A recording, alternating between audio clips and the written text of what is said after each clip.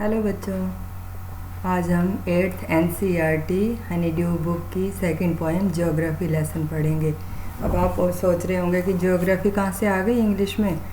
तो ये geography lesson है कि जब पृथ्वी से विमान ऊपर उड़ता है तो पृथ्वी कैसे दिखाई देती है वहाँ से, और जब हम इस भीड़ में होते हैं तब पृथ्वी कैसे दिखाई देती है। तो चलिए शुरू करते हैं poem. Can you imagine what your city would look like if you saw it from 10,000 feet above the ground? क्या आप कल्पना कर सकते हो कि अगर आप पृथ्वी से ज़मीन से 10,000 मीटर की ऊंचाई पर हो तो आपका शहर कैसा दिखाई देता है। आप तो गांव में रहते हो ना, तो आपका गांव कैसे दिखाई देता है। Neatly planned and perfect in the proportion like a geometric design, बिल्कुल साफ़ सुथरा जैसे योजनाबद्ध तरीके से बनाया गया हो और ज्योमेट्री के डिज़ाइन की तरह बांटा गया हो। It would strike you as something very different from what it actually is while you are in the thick of it. ये बिल्कुल उस तरह से भिन्न दिखाई देता है उससे, जैसे आप रहते हो भीड़ के अंदर उसमें आपको दिखाई देता है, और ऊंचाई पर जाने पर आपको दिखता है उससे बिल्कुल ही अलग दिखता है। Here is a poet's description of just such a view of the city and some question that comes to his mind.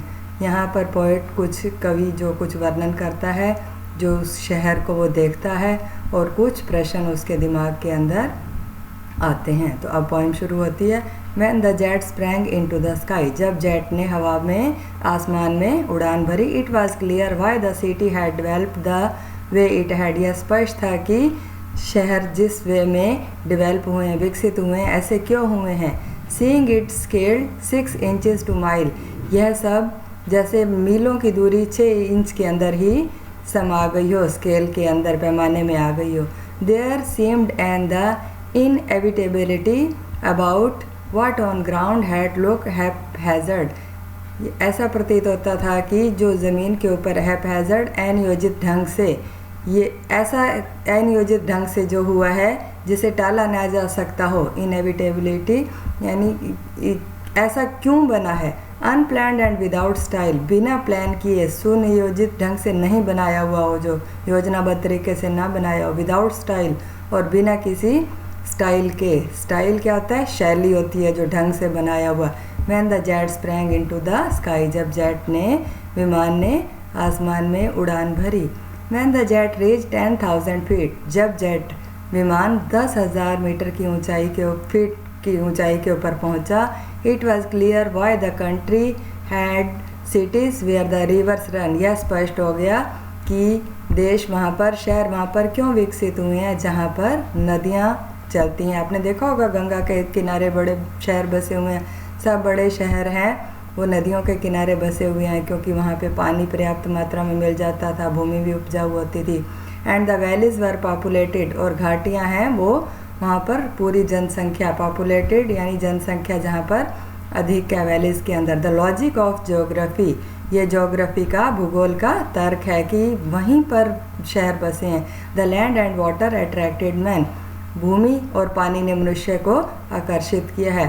Was clearly डिलिनेटेड, यह बात अब स्पष्ट रूप से स्पष्ट हो गई है, स्पष्ट प्रदर्शित हो रहा था। When the jet reached 10,000 feet, जब जेट 10,000 मीटर की ऊंचाई पर पहुंचा। When the jet rose 6 miles high, जब जेट 6 मील की ऊंचाई पर पहुंचा। अब 6 मील की ऊंचाई पर पहुंच गए, अब देखो कैसे लगता है।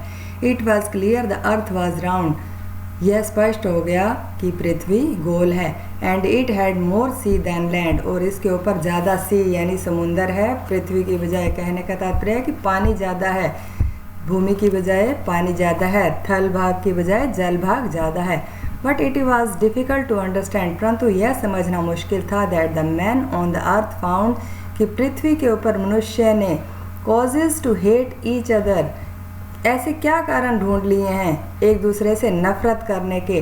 To build walls across cities and to kill, शहरों के आर पार जो है दीवारें बना ली हैं और एक दूसरे को मारने के लिए योजनाएं बना ली हैं, कारण ढूंढ लिए हैं। From the height it was not clear, ऊंचाई पर जाने पर यह बात क्लियर नहीं हो पाई, स्पष्ट नहीं हो पाई। यह तो स्पष्ट हो गया ऊपर जाकर कि पृथ्वी गोल है, ऊपर से सब सुनियोजित ढंग से बना हुआ लग रहा था, परंतु ये बात क्लियर नहीं हुई कि मनुष्य मनुष्य से नफरत क्यों करता है, दीवारें क्यों बना ली हैं। ये कविता जुल्फिकर घोष द्वारा लिखी गई है। इसके वर्ड मीनिंग है inevitable, that can not be avoided, जिसे टाला न जा सके, जो बात अवश्य भावी होती है। हैप हैज़ार्ड, विदाउट प्लान और ऑर्डर, बिना किसी योजना के यानी टेढ़ा मेढ़ा बनाया हुआ। डिलिनिएटेड, शोन यानी दर्शाया गया। तो अब ये पोएम पढ़नी है आपने और इसके कॉम्प्रिहेंशन भी आपको करवाए जाएंगे, वो भी आपने करने हैं।